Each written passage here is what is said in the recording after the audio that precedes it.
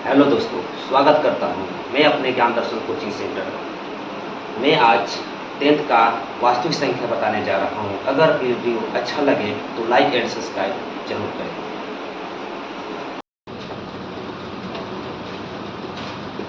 हम लोग आज पढ़ेंगे क्या? वास्तविक संख्या। वास्तविक संख्या। और देखिए, इस वास्तविक संख्या में हम सबसे पहले क्या पढ़ेंगे? हम लोग वास्तविक संख्या में जितना ऑब्जेक्टिव क्वेश्चन होगा, पहले हम लोग क्या पढ़ेंगे? Objective question.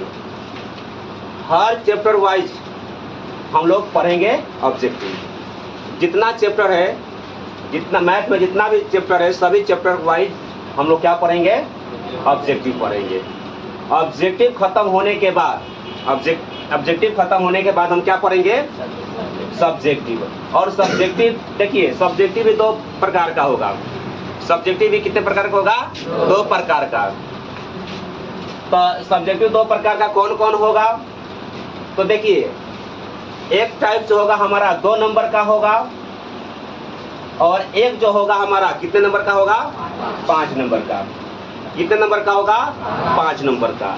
अगर मान लीजिए कि अगर हम ऑब्जेक्टिव पढ़ लेते हैं, केवल ऑब्जेक्टिव पढ़ लेते हैं, तो हमारा ये सब्जेक्टिव 2 नंबर वाला क्या हो जाएगा?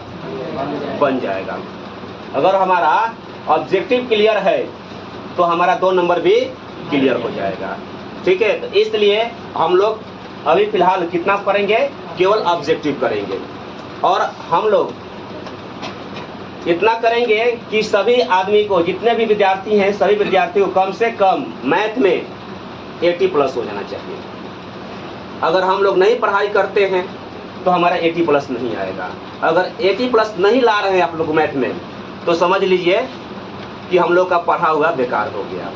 आज 10 साल से पढ़ रहे हैं हम लोग केवल मैथ, और मैथ पढ़ रहे हैं 10 साल से, और उस 10 साल में अगर हम 80+ नंबर नहीं ला पा रहे हैं तो हमारे लिए क्या है?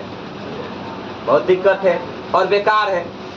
यानी कि कोई भी कहेगा कि पढ़ने जा रहा था, थोड़ी ये तो घूमने के जा रहा था, ये घूमने जा रहा था, पढ़ने नहीं जा रहा था। तो इसलिए देखिए, अपने लिए नहीं, हम लोग किसके लिए पढ़ेंगे? दूसरों के लिए पढ़ेंगे। ठीक है ना? और थोड़ा सा क्या करेंगे? अपने लिए, मतलब अपने लाइफ के लिए पढ़ेंगे। अगर मान लीजिए कि अगर हमारा पूरा टोटल मार्क्स हमारा 400+ आता है, ठीक है, 400+ आता है, तो हम क्या करेंगे? चलेंगे तो सर उठा के चलेंगे। अगर मान लो कि वहीं पे अगर हमारा 250 नंबर आ गया, 200 के नीचे आ गया, 300 के नीचे आ गया, तो उस स्थिति में क्या होगा?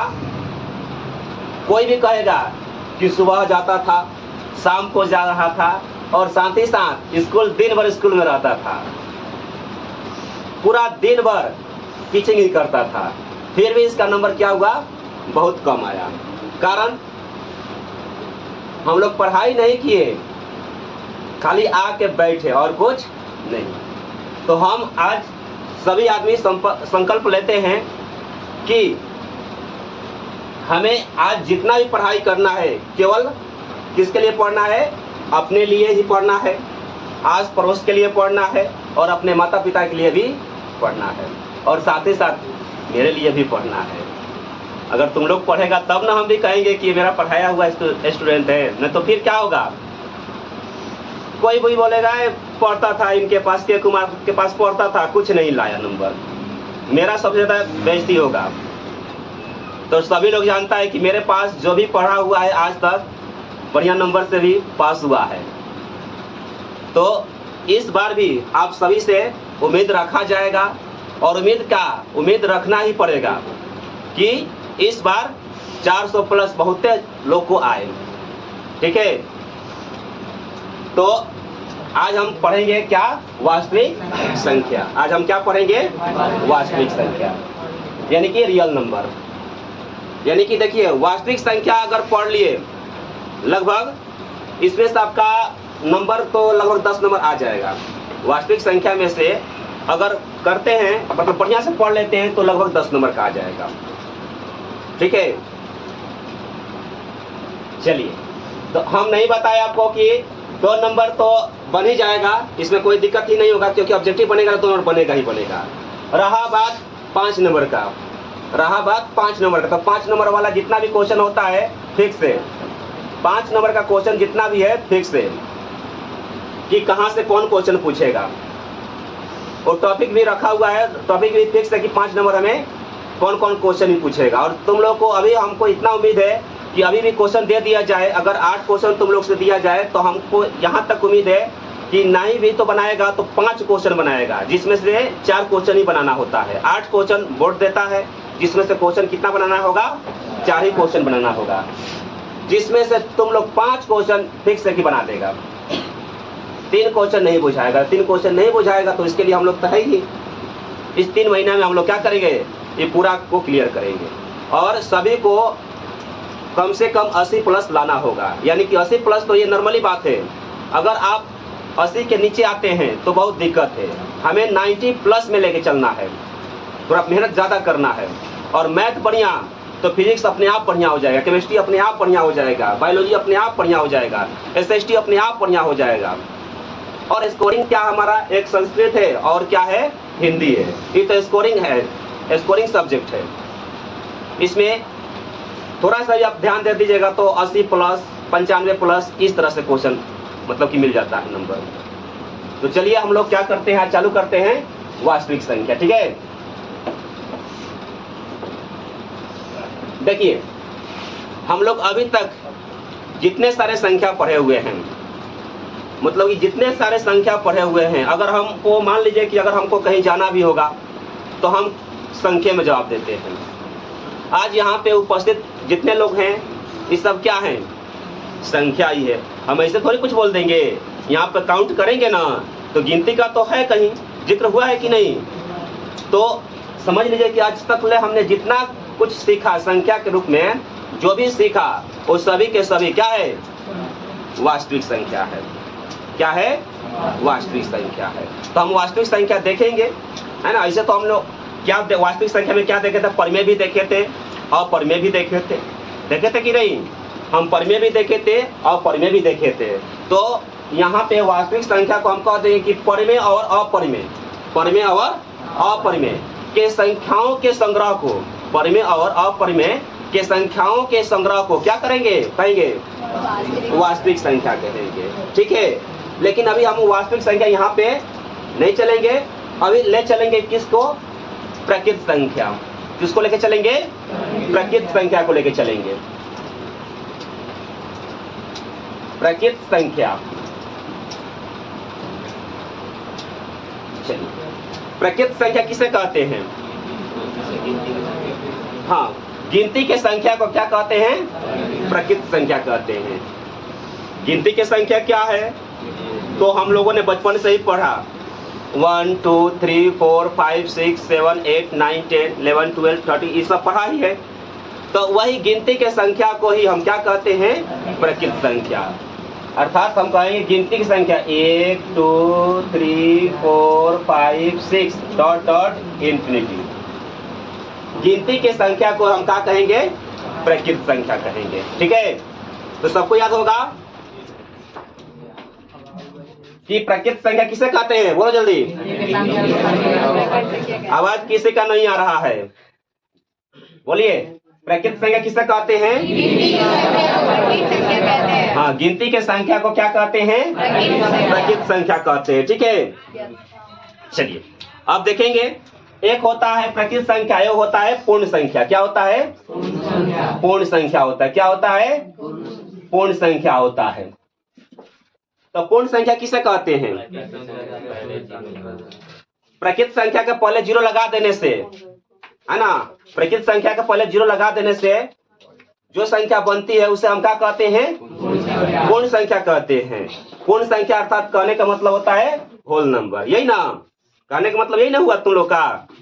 चलो ठीक सुना है और ठीक भी तुम लोग को याद है।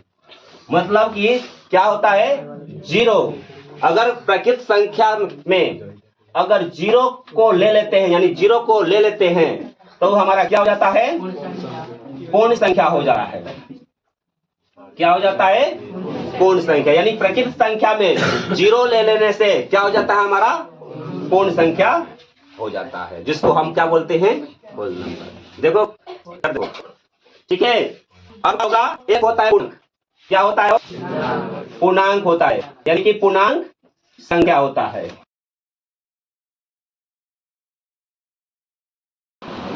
तो देखिए पूर्णांक कितने प्रकार के होते हैं, यानी पूर्णांक संख्या कितने प्रकार के होते हैं, 2 प्रकार के होते हैं। कौन कौन?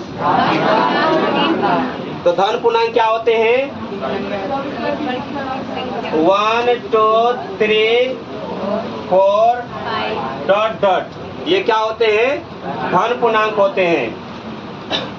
ऋण पूर्णांक कौन होते हैं, -1 -2 -3 -4 डॉट डॉट, यानी कि जिसमें माइनस लग गया वो क्या हो गया, हमारा ऋण पूर्णांक हो गया, और जिसमें प्लस लग गया वो क्या हो गया, धन पूर्णांक हुआ। ठीक है। तो अभी तक हम लोगों ने क्या देखा, सबसे पहले क्या देखा, प्रकृत संख्या। तो प्रकृत संख्या किसे कहते हैं, तो गिनती के संख्या को हम क्या बोलते हैं, भूल गए अभी सब। प्रकृत संख्या किसे कहते हैं, हाँ, गिनती के संख्या को क्या कहते हैं, प्रकृत संख्या कहते हैं। पूर्ण संख्या किसे कहते हैं, प्रकृत संख्या में शून्य लगा देने से जो संख्या, मतलब जो संख्या बनती है उसे क्या कहते हैं, क्या कहते हैं, पूर्ण संख्या कहते हैं। पूर्णांक संख्या किसे कहते हैं, सभी धनात्मक ऋणात्मक संख्याओं के संग्रह को क्या बोलते हैं, पूर्णांक संख्या कहते हैं। ठीक है। और पूर्णांक संख्या कितने प्रकार के होते हैं, 2। पूरा जाएगा तुम कौन कौन होते हैं, धन पूर्णांक और ऋण पूर्णांक। धन पूर्णांक क्या है, सभी धनात्मक संख्या, धन पूर्णांक सभी ऋणात्मक संख्या, क्या हो गया, ऋण पूर्णांक हुआ। ठीक है। चलते हैं आगे। अब अगला क्या है, बोलिए, अगला क्या है, अगला, इसके बाद क्या था, सम संख्या। देखिए सम संख्या क्या है, सम संख्या। ठीक है। तो सम संख्या क्या है, वे सभी संख्याएं जो 2 से क्या हो जाती हो, विभाज्य हो जाती हो। वे सभी संख्याएं जो क्या होती हो, 2 से विभाज्य हो जाती हो, वो क्या कहलाती है, सम संख्या कहलाती है। मतलब इसमें बोलना है कि जो 2 से विभाज्य पूरी भाग लग जाए, जिस संख्या में 2 से पूरी भाग लग जाए उसे क्या कहेंगे। जैसे क्या हो सकता है, 2 से तो भाग लग जाएगा, 4 2 से भाग लग जाएगा, 6 8 10 12 डॉट डॉट डॉट, ये हमारा क्या होगा, चलते जाएगा। यानी कि ये सब क्या कहलाएंगे, सम संख्या कहलाएंगे। और एक क्या होगा, इसमें क्या होता है, विषम संख्या। क्या होता है, विषम संख्या। विषम संख्या कौन होता है, जो संख्या 2 से विभाज्य न हो, जो संख्या 2 से विभाज्य न हो उसे हम क्या कहते हैं। तो कौन संख्या जो है 2 से विभाज्य नहीं होने वाली होती है, एक बोल रहा है एगो, और क्या बोल रहा है लोग, 3 भी होता है, और क्या होता है, और क्या होता है, और क्या होता है, और क्या, और क्या, इसी तरह से चलते चला जाएगा। ठीक है। तो ये सभी के सभी क्या कहलाती हैं, विषम संख्या कहलाती है। क्या कहलाती है, विषम संख्या कहलाती है। तो हमारा सम संख्या जो 2 से विभाज्य होगा उसे सम कहेंगे, और जो 2 से विभाज्य नहीं होगा उसे क्या कहेंगे, विषम संख्या कहेंगे। यहाँ तक हो गया। चलिए अगला क्या था, अभाज्य संख्या था। क्या था हमारा, अभाज्य संख्या था। क्या था? अभाज्य संख्या। ठीक है, अभाज्य संख्या क्या है? देखिए, अभाज्य संख्या जो था ना, यहाँ पे कि वैसी संख्या हमको लेना है, वैसी संख्या लेना है जो केवल एक या अपने आप अंक से कटे। जो संख्या एक और केवल अपने आप अंक से कटे, उसी को हम क्या कहेंगे? अभाज्य संख्या कहेंगे। तो हम इसे डिफिनेशन हमारा आता है कि वैसी संख्याएं जो केवल एक और अपने आप अंक से कटे, एक और अपने आप अंक से कटे, उसे हम क्या कहेंगे? अभाज्य संख्या कहेंगे। या ऐसे बोल सकता है कि वैसी संख्याएं जो स्वयं और एक से कटे, स्वयं और एक से कटे, उसी को हम क्या कहेंगे? अभाज्य संख्या कहेंगे। क्या कहेंगे? तो इस अभाज्य संख्या की स्थिति क्या हो सकते हैं? बोलिए। 3, फिर 9 लेंगे कि नहीं? काहे 9 नहीं लेंगे? कि ये अलग से भी हो सकता है, अदर सब से भी बन सकता है, अदर संख्या से भी कट सकता है, इसलिए हम क्या करेंगे? 9 को नहीं ले पाएंगे। हमारा क्या होगा? फिर इसी प्रकार चला जाएगा। इसी प्रकार हमारा 23, 29, 31, 37 है ना, 41, 43, 47, इस तरह से चलते चला जाएगा। ठीक है, तो ये हमारा क्या हो गया? अभाज्य संख्या। अभाज्य संख्या क्या था हमारा? कि वैसी संख्याएं जो एक या स्वयं से कटे, एक और स्वयं से कटे, उसे हम क्या कहेंगे?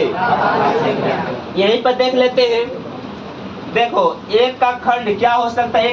ये 3 जो है ना, कितना अंक से कटेगा? 1 से कटेगा, नहीं तो 3 से कटेगा। क्या इसको कटने के लिए कुछ और है क्या?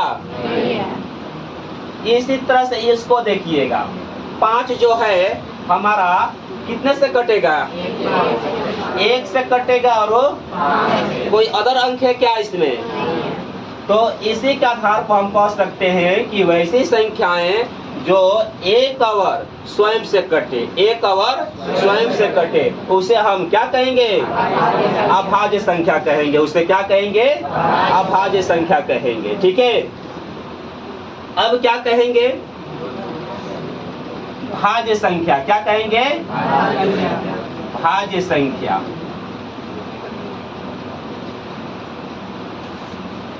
ठीक है, क्या कहेंगे? भाज्य संख्या। दिखाई दे रहा है ना? और समझ रहे हैं ना कहाँ दिखाई देना चाहिए? चलिए, अब देखिए, भाज्य संख्या क्या है? भाज्य संख्या क्या है? जो संख्या एक स्वयं के अलावा, एक और स्वयं के अलावा किसी अन्य अंक से भी कटे, वैसी संख्याएं जो एक और स्वयं या इससे अधिक अंक यानी कि अदर अंक से भी कटे, उसे हम क्या कहेंगे? क्या कहेंगे? भाज्य संख्या। यानी कि 1 से भी कटना चाहिए, स्वयं अंक से भी कटना चाहिए, यानी कि एक स्वयं के अलावा किसी अन्य अंक से कटे, किसी अन्य अंक से कटे, उसे हम क्या कहते हैं? उसे हम क्या कहते हैं? भाज्य संख्या कहते हैं। जैसे क्या ले लेते हैं? फिर क्या लेते हैं? कितना? फिर 9 ले भी 8 ले लेते हैं, फिर 15, ये डॉट डॉट चलेगा। ठीक है, कोई बोला कि 2 काहे नहीं होगा? कोई बोला कि सम संख्या, भले यहाँ पे सम संख्या में 2 दे दिए, लेकिन यहाँ पे भाज्य संख्या में 2 काहे नहीं किए? क्योंकि यहाँ पे तो आपने बताया था कि सम संख्या में क्या होना चाहिए? 2 से भाग लगना चाहिए, लेकिन आपने यहाँ पे भाज्य संख्या है तो यहाँ पे 2 काहे नहीं लगाए? किसी का क्वेश्चन है? यही ना क्वेश्चन है कि तुम लोग कह रहा है कि 2 काहे नहीं कर रहे हैं, यहाँ पे 4 से काहे चालू कर रहे हैं। तो ये आप लोग को जानकारी होना भी चाहिए कि 2 कैसी संख्या है, सम अभाज्य संख्या। देखिए सम संख्या तो है, लेकिन वो कैसी संख्या है, अभाज्य संख्या है। सम संख्या है, साथ ही साथ क्या है, अभाज्य संख्या भी है। तो कैसे, फिर कहिएगा कि कैसे है ये। तो देखिए हमने आप लोगों को डिफिनेशन भी दर्शाया था कि जो संख्या स्वयं और एक से कटे उसे क्या कहेंगे, अभाज्य संख्या। तो 2 हमारा देखो तो क्या हो जाएगा, 2 हमारा 1 से कटेगा नहीं तो 2 से कटेगा, और कोई अंक है क्या कटने वाला। तो इसलिए हम इसको क्या कहेंगे, अभाज्य संख्या कहेंगे। यानी कि अभाज्य संख्या में कौन अभाज्य संख्या, सम अभाज्य संख्या। इसलिए यहाँ पे 2 नहीं। चलिए अगर हम चाहेंगे कि इसको हम, फिर आप कहिएगा कि जैसे इसको आपने बताया कि 1 और 3 लेके चलिए, मतलब कि 1 और स्वयं से कटा है, तो इसको आप बताइए तो कैसे 1 से अधिक भी हो सकता है। जैसे कि यहाँ पे हमारा 1 से भी कटे, स्वयं से भी कटे, साथ ही साथ ये दोनों के अलावा किसी अन्य अंक से भी कटे, तो इसमें क्या हो सकता है, 2 से कटेगा कि नहीं। इसी तरह से ये कितने से कटेगा,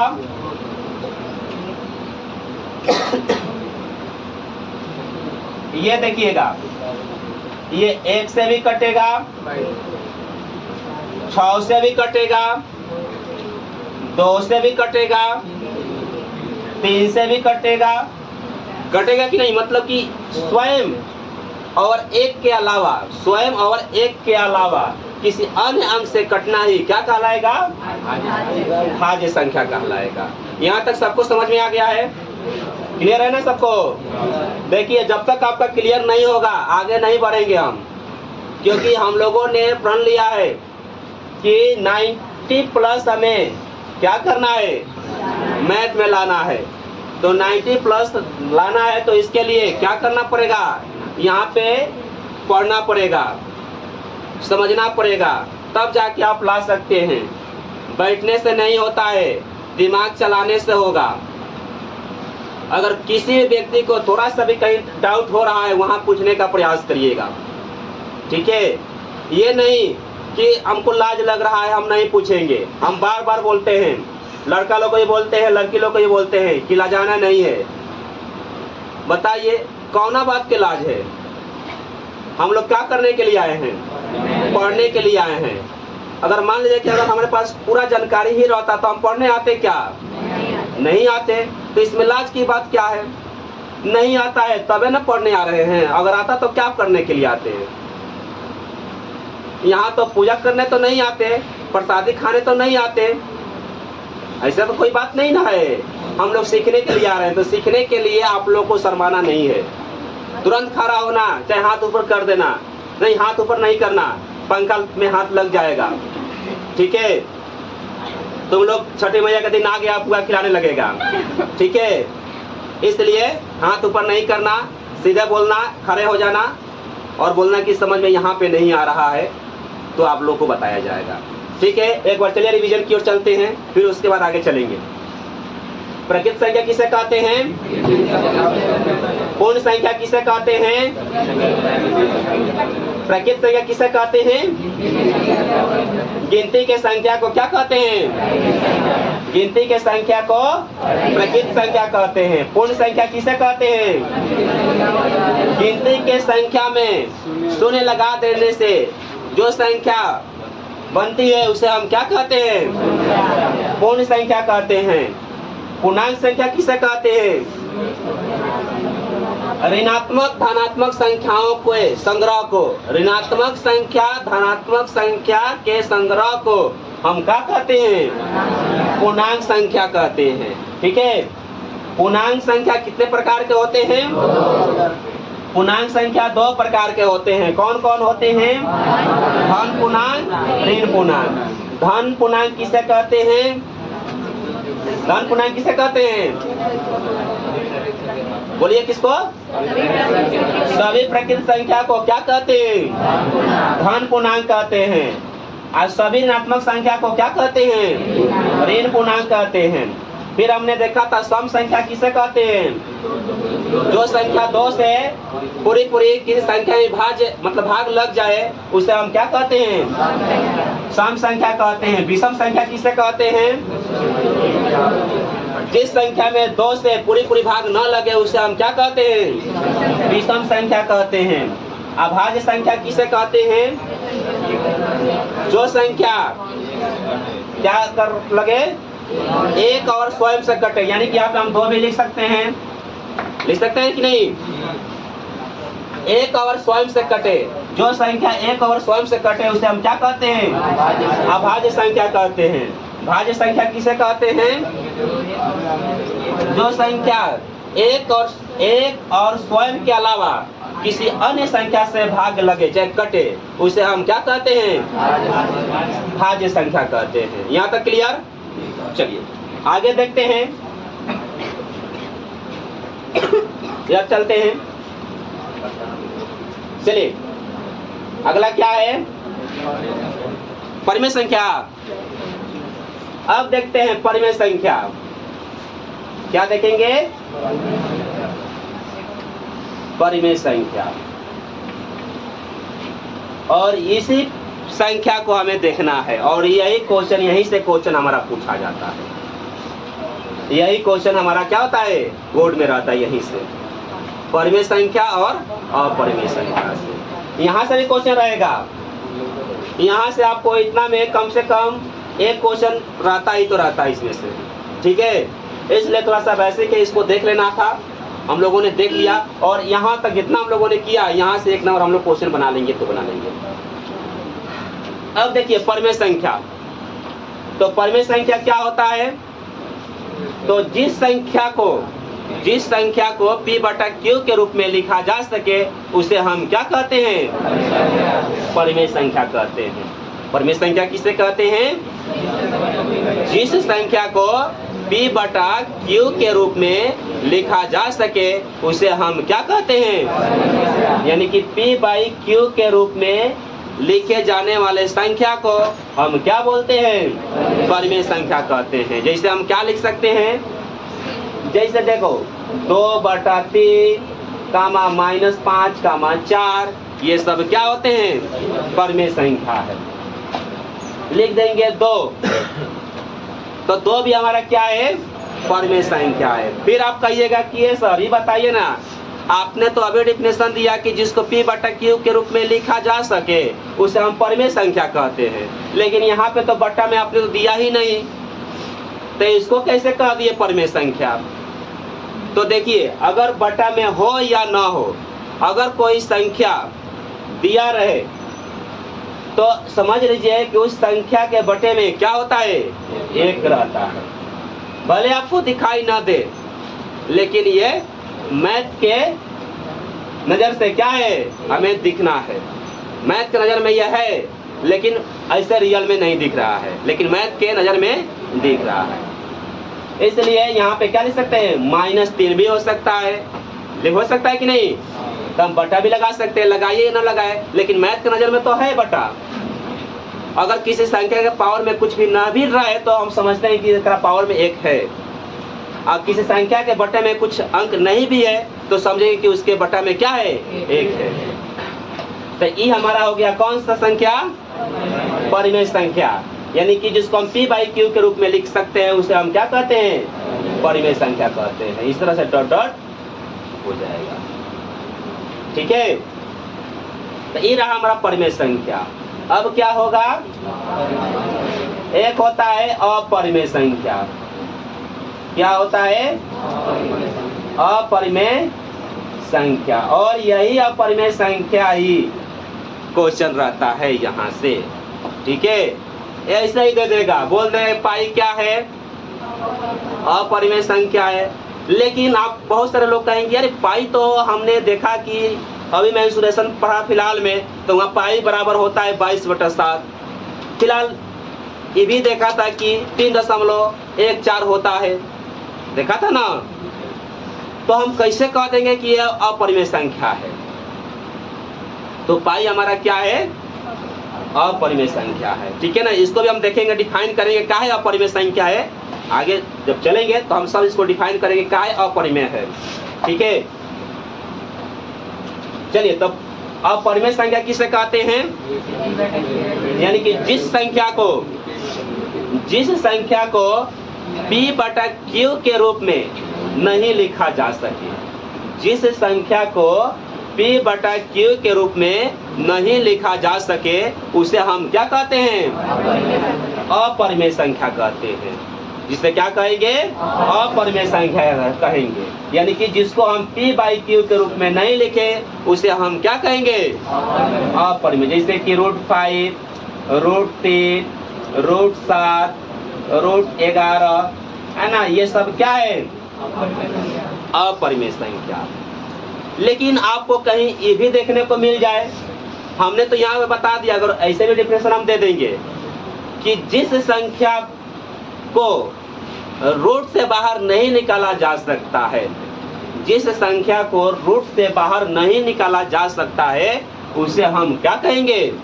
अपरिमेय संख्या कहेंगे। ये तो बन रहा है कि नहीं? इस एग्जाम्पल के आधार पर हम तो कह सकते हैं कि जिस संख्या को रूट से बाहर नहीं निकाल सकते हैं, उसे हम क्या कहते हैं?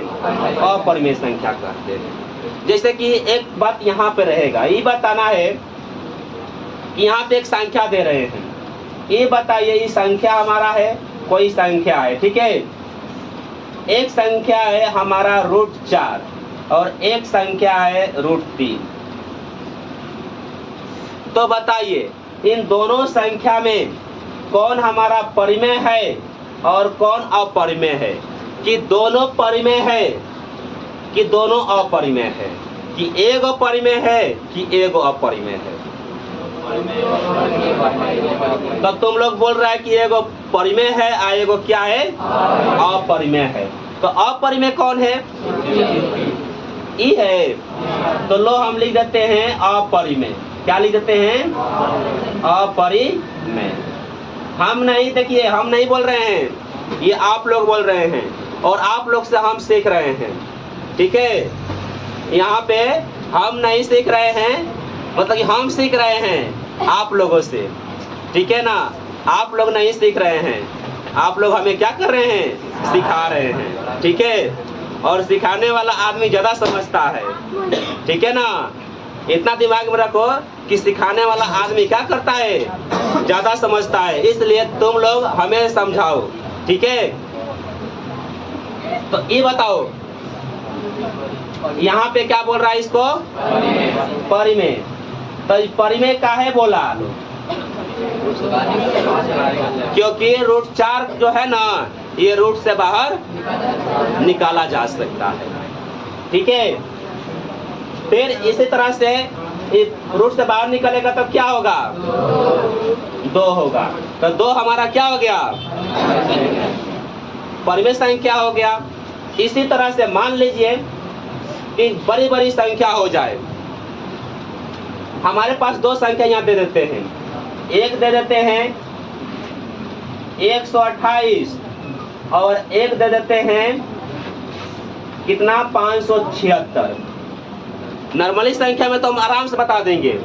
अब इस संख्या को बताओ ना, इस संख्या को बताओ कि कौन परिमेय है कौन अपरिमेय है? 128 क्या है? और ये परिमेय संख्या है। ऐसे हमको लग रहा है कि आप लोगों को वर्गमूल याद है, जिसके कारण आप लोगों ने सीधा बता दिया। और विद्यार्थी को नॉर्मली कम से कम मिनिमम 25 तक वर्गमूल याद होना चाहिए। जिस तरह से हनुमान चालीसा याद रहता है, उस तरह से वर्गमूल भी याद होना चाहिए।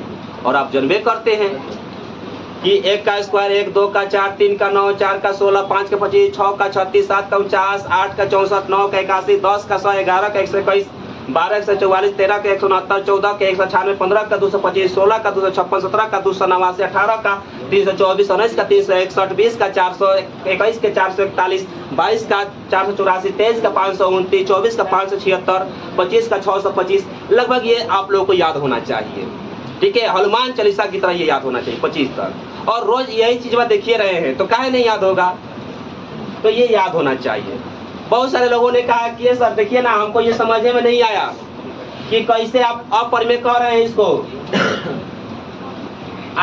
कैसे इसको क्या कर रहे हैं, परिमेय कह रहे हैं।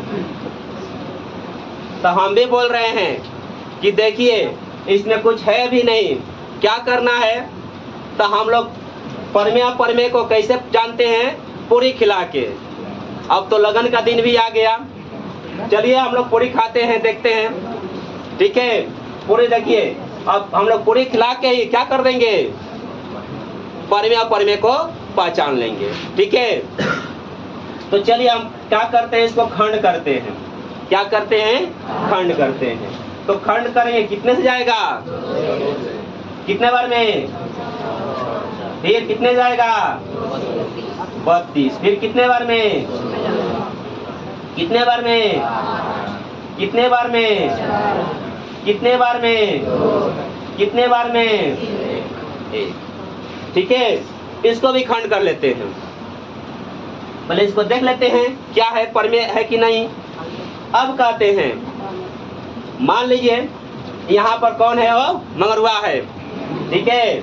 यहाँ पे कौन है, मंगरू जी है, कौन है, मंगरू जी है, ठीक है। मंगरू के लड़का का नाम क्या है, झगरू जी। क्या नाम है, झगरू जी। क्या है, झगरू जी। चलिए झगरू जी का क्या रहा है, यहाँ पे तिलक आ रहा है आज, ठीक है। अब यह मंगरू जी कहलन हजाम जी से कि ये हजाम जी जाइए आंगिया चला आइए, ठीक है। क्या चलाया, ये आंगिया। आंगिया मतलब समझ रहे हैं ना, कि जाके घरे घरे बोल दीजिए कि हमारे द्वार पे आना है। तो ये देखिए, आई का कलेन इके आवे, ये कौन है, ठाकुर जी हैं, के हैं, ठाकुर जी हैं। अब ठाकुर जी क्या बोले, सभी के घरे मुहल्ला में चले गए। अभी मंगरू जी बोले थे कि ठाकुर जी देखिएगा कि जिसके घर में 2 आदमी होगा उसी के घरे कहिएगा, है ना। जिसके घर में 2 आदमी होगा उसी घर में जाके आज्ञा दे जाइएगा। और वहाँ पे 2 आदमी होगा तो उसमें से कहिएगा कि 1 आदमी आ जाइएगा खाने के लिए शाम के 5 बजे, ठीक है। तब हजाम जी गए, देखे कि इनके घर में क्या आदमी है, 2 आदमी। इनके घर में क्या आदमी है, इनके घर में, लेकिन हाई तो अकेले रह गए। तो अब देखिए जेकरा घर में 2 आदमी था तो हमने बोल दिया, ठाकुर जी बोले ए फलना, है ना, मंगरू के घर पे क्या बात, तिलक आवत हवे, आज वहाँ पे क्या करना है, 1 आदमी को खाने आ जाना है 5 बजे। सभी के घर पे जा जाकर बोल दिए। तो यहाँ से 5 बज गया, तो यहाँ से 1 आदमी निकला, फिर यहाँ से एगो निकला, फिर यहाँ से निकला। इनसे बोल दिया गया, देख लीजिए अगर आ गए तुम तो तुम्हारा खैर नहीं।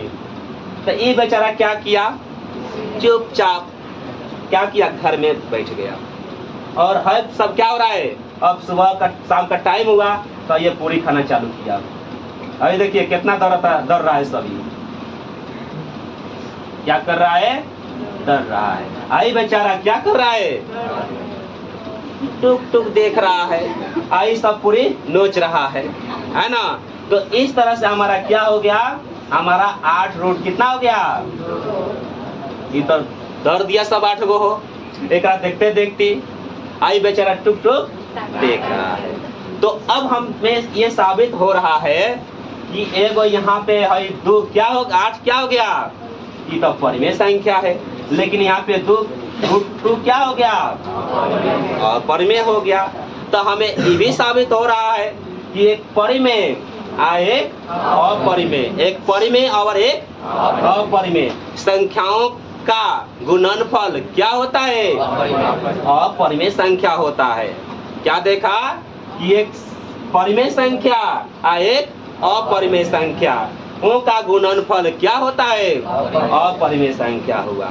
तुम्हारा क्वेश्चन यही ना था कि मान लीजिए कभी हमारे पास दो संख्या दे दिया जाए, कभी संख्या परिमेय हो और कभी अपरिमेय हो। अब कैसे पहचानेंगे कि परिमेय है कौन अपरिमेय है?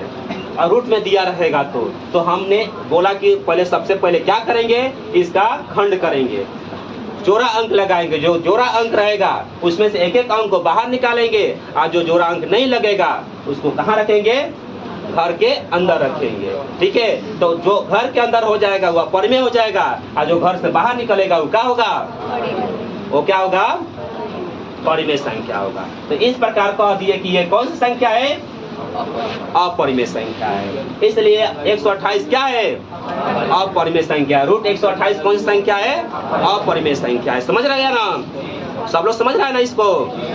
चलिए, इसी तरह से हमारा भाग भी होता है, ठीक है ना, इस तरह से जोड़ भी होता है, इसी तरह से घटाव भी होता है। ये इस सब को हम अगले एपिसोड में देखेंगे, परिमेय अपरिमेय के बारे में। ठीक है, ओके, थैंक यू।